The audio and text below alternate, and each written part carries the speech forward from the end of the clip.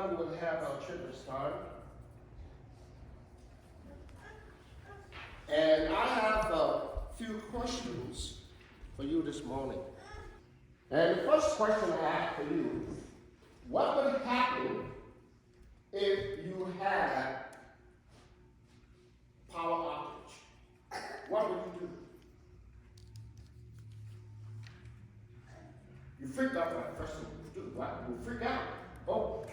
We had it exactly about a week ago. It shut everything off on the whole farm, on the house, everything. No power. So what did you do? Oh, we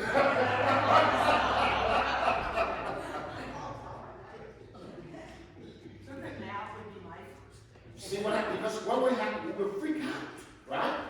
You would call who you're supposed to call in terms of the energy department that cover our area, right? But think about darkness. How did you feel when your power just shut down, right? Everything on the farm was dark, you can't see where you're going, right? You freak out. But this is the good news. We have a young man who's becoming as a special gift to all of us. And his name is what? Emmanuel, right? But he is that light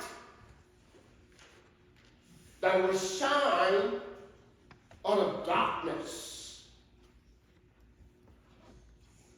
And you know what? You can see everything. And you know that light doesn't have to be power energy. So as Christian people, as we prepare ourselves for that special gift, all the waiting and watching and anticipation for Jesus to come. Through a teenage girl that God blessed to bring his only son in the world. And you know the cool thing about it? He could have picked anyone. Think about this. A little girl having fun, teenagers, innocent, having fun, have no imagination. Now the angel will appear to her and say, you know what, the Holy Spirit will come upon you, and you have what? A child. And that child's name will be Emmanuel. And he will do what? He will free his people from sin and death. That is the light that we all hoping for this Christmas season. That is the light we're hoping that will come in our darkness when our power shut down, when depression hit us.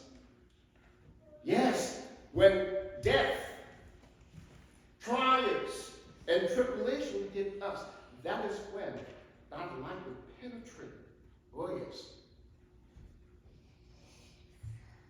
As we anticipate Christ, let us prepare for him to come in the darkest moment, because he is the what? The light of the world. Amen, brother. I enjoy that. Amen.